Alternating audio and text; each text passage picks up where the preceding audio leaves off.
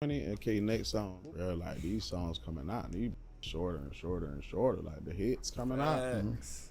these short. Ultimately, more Bow, revenue for bow, artists and record bow, labels. This bow, strategy became bow. especially popular in hip hop, particularly in hip hop, to rethink their approach to music. Hey, For artists you like missed. Boss Mandilo, Lamar, or even Drake, both of Come these artists have on, carved just out their own said that, space in the man. game. What sets them apart is the level of depth they bring to So boom, Big Round HKJ3. Today we looking at he exposed why hip hop is dying. Time run it back if it was that gas. Another minute 20. Okay, next song. Bro, like these songs coming out, and these shorter and shorter and shorter. Like the hits coming out, Facts. these short, and then the hits that's coming out. Short hits be like a minute and 12 seconds long. What happened to the original 3 minute hook, little go in? Then you bring somebody else in for a feature. Now we got 1 minute songs. Not that's long, they getting turned off halfway in the song. They listening, they going hook, verse, back to the hook one more time. I don't hear this more. I don't want to hear the second verse and then hear the hook again. Nah, they cut it off. Now, the clip I just played was of rapper Boss Mandilo explaining why he chooses to release short rap songs. It's a topic I think deserves more attention because it reflects a larger shift happening in the rap industry. His reasoning isn't just Shorter about personal attention preference. span, I It's a response to how the understand. music industry operates today, and it ties directly to what many believe is Everybody, contributing yep. to the decline of rap as an art form. Shorter rap songs have become increasingly popular, driven by factors like streaming algorithms, social media trends, and the ever-shortening attention spans of listeners. But Boss Mandilo's perspective adds another layer to this conversation, one that highlights both the practicality and the pitfalls of this approach. In this video, I want to dive deeper into why artists like Boss Mandilo feel compelled to adapt their music in this way. Is it about survival in an industry that values numbers over substance, or is it a creative choice rooted in something more intentional? Let's talk about what he said. A lot of people might already recognize the name Boss Mandilo. Came a long way from lunch trays and Okay. ate rice. Yeah. He's a 26-year-old rising star in hip-hop, a Florida rapper who's been making serious waves this year. As a fresh face in the game, he's quickly carving out a unique lane for himself, standing out with his distinct style and approach to music. I actually think Boss Mandilo is one of the more memorable new rappers out right now. He's a street rapper, which is a style a lot of people are gravitating towards these days. What sets him apart from me, though, is his focus on money and success, hot right now. rather than just rapping about violence. Kind of like the late Young Dolph. Rest in peace. If I'm going to listen to a street rapper, I tend to gravitate towards those who bring that hustler mentality into their music. After all, who doesn't like hearing about getting to the bag? I recently came across an interview Boss Mandilo did with hip-hop podcasters Gilly and Wallow, where he explained why he chooses to drop short rap songs. This clip from the interview was originally posted by No Labels Necessary on Instagram and has been reposted all over the platforms, sparking a lot of conversation. I want to touch on this topic because it's highly relevant to the ongoing conversation about why so many people are saying that rap is dying. Short rap songs and short songs in general have become the wave in the music industry. This trend is largely driven by streaming platforms, where shorter tracks mean higher replay value and more streams, ultimately boosting an artist's numbers. It's a strategic move that aligns with fast-paced. Damn, TikTok has been boosting all the streams and all that.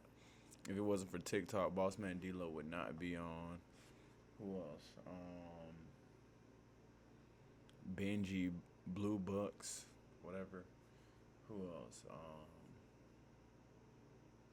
Ice Spice, Central C.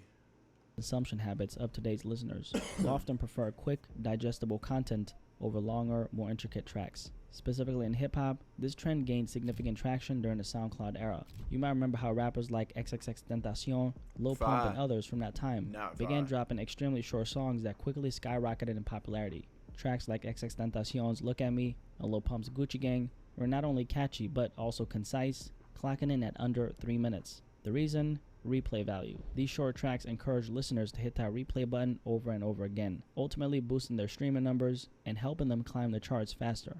Platforms like SoundCloud rewarded this kind of engagement. These songs were perfectly tailored for the platform and the era. They fit into the fast-paced consumption habits of listeners and thrived on repeat plays, a key factor in driving their virality. Their brevity made them ideal for SoundCloud's younger audience, who were drawn to high-energy, easily consumable tracks that didn't demand a lengthy attention span.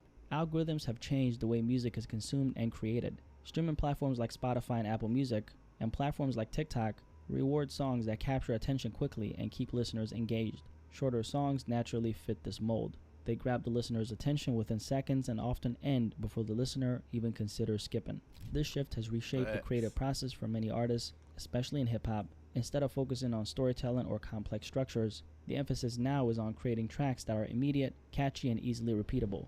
This isn't necessarily a bad thing, it's simply a reflection on how the music landscape has evolved. However, it does raise questions about whether these algorithms are stifling creativity by pushing artists to cater to what works best for the platform rather than what feels most authentic.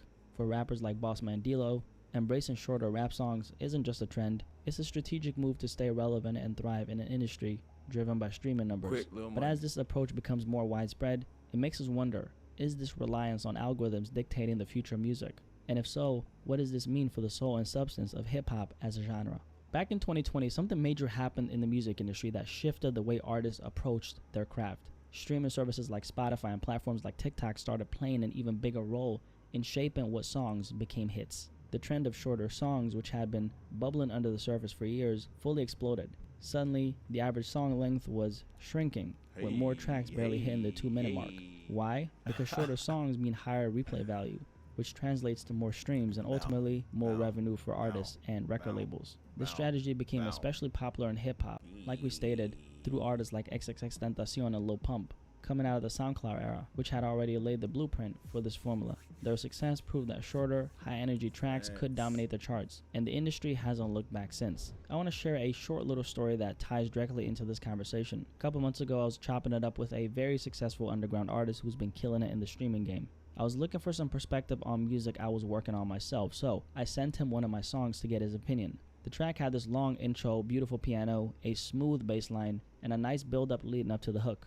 Now, the actual song didn't start until the 30-second mark. Personally, I liked it, but of course I want to get a second opinion, and the first thing he told me was, bro, you gotta cut out that intro.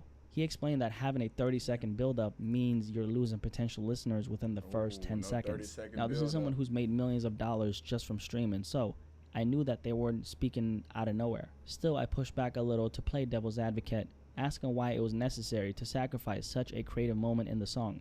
Their response was simple but clear: you just have to adapt. That conversation stuck with me because it reflects how the game works now. It's no longer about artistry. It's about understanding the platforms and playing to their strengths. And for better or worse, this is the reality of the modern music industry. A lot of artists, especially rappers, get very discouraged because they don't want to feel like they're sacrificing their artistry just to appeal to the algorithms or latest trends. For many, making music is a form of self-expression, and having to cut intros, shorten verses, or simplify their sound to fit the current streaming mode can feel like a compromise. And I would say overall it depends on what kind of music that you actually make.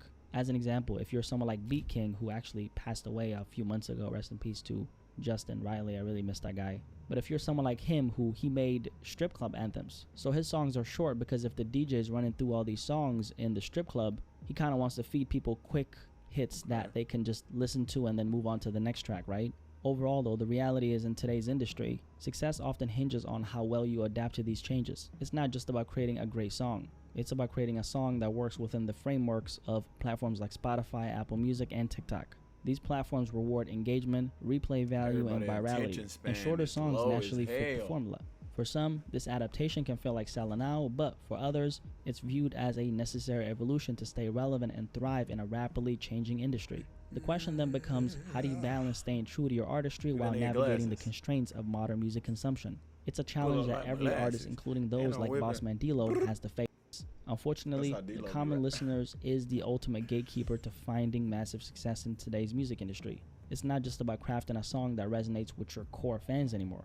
It's about appealing to the masses who control streams, likes, and shares. These casual listeners often decide the fate of a song within the first 10 seconds, and if it doesn't hook them immediately, they'll skip to the next track without a second thought. And funny enough, what kind of signal does that send to the algorithm? Well, it's essentially saying this product isn't worth listening to because people are skipping it. And that's why a lot of artists are just choosing to adapt. The algorithm interprets those skips as a lack of interest, which can tank your song's performance on streaming platforms. The longer of a window you give listeners to skip your track, the more likely it is that they actually will. That's why so many artists are trimming intros, jumping straight into hooks, and keeping their songs short and punchy. It's about minimizing the risk of disengagement and maximizing the chance of capturing and holding the listener's attention. But here's the catch: while this strategy can boost numbers, it also pressures artists to prioritize what's immediately attention grabbing over what's creatively fulfilling.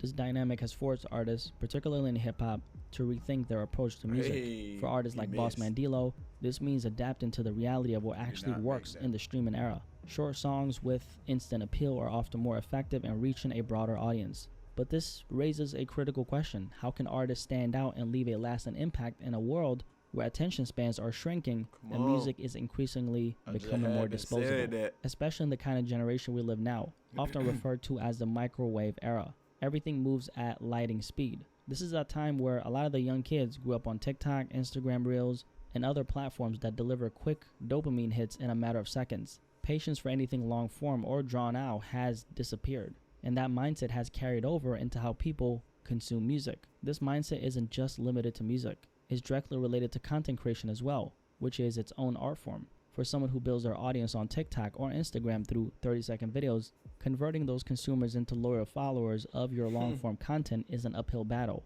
These platforms train audiences to expect quick, digestible content, so asking them to commit to something longer can be a tough sell.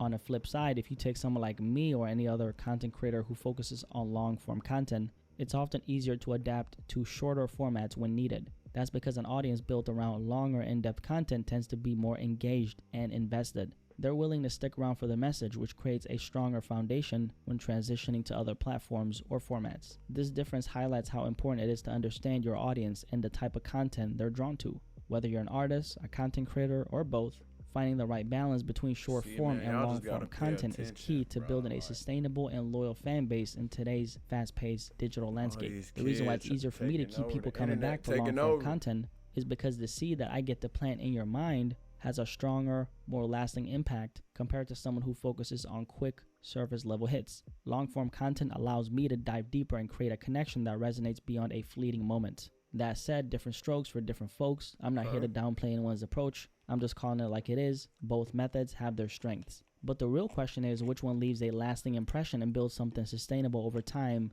and which one doesn't. This is very similar to why artists who go deeper tend to build more loyal fan bases. Take a look at Kendrick Lamar or even Drake. Both of these artists have carved out their own space in the game. What sets them apart is the level of depth they bring to their music, which creates a strong connection with their listeners. They don't just aim for the surface. They hit their audience where it matters the most: the mind and the heart. Whether it's Kendrick's thought-provoking storytelling or Drake's emotional relatability, both have mastered the art of leaving a lasting impact that keeps fans coming back for more. And it's this depth that turns casual listeners into lifelong supporters. Interestingly, neither Kendrick nor Drake are known for making short songs, yet they both achieved massive success, proving that you don't have to follow the algorithm to make it big. Now, it's true that they both came up in a different era of the music industry, one that wasn't as heavily influenced by streaming and algorithms. However, I still think the point stands. Whether it's emotional depth, Drake, or substance in music, Kendrick, it's possible to transcend trends. Their success shows that connecting with listeners on a deeper level, rather than simply chasing what's popular, can lead to longevity and a loyal fan base. Overall, I wouldn't say that Bossman D-Lo is wrong for what he's doing at all. There's a reason he has momentum. He's clearly figured something out. One of the cornerstones of success in any field is how well you adapt, and Bossman is a great example of that. He's observing what's working in the game, mentally placing himself in it, and taking action based on what resonates. And that's the formula for success. That said, it's unfortunate that taking what I like to call the righteous path by, staying true to artistic depth and originality often makes it harder to achieve the same level of success. The reality is the game rewards what works in the moment, not necessarily what's timeless. So did Bossman D-Lo expose why rap is dying? You tell me. Anyway, if you made it this far, that means that you enjoyed this video and this conversation perhaps. So how about drop a like? And if you're new here, my name is Blackie Speaks. Nice to meet you. Welcome to the family. Thank you for subscribing. Any thoughts on this topic? I feel like Bossman D-Lo kind of exposed why rap is actually dying, because this conversation is definitely one of the core reasons why we always keep on coming back to this topic, right? So anyway, you know what I think, and I want to really hear what you have to say. So you let me know in the comment section below, and I'll catch you guys on the next video. Peace.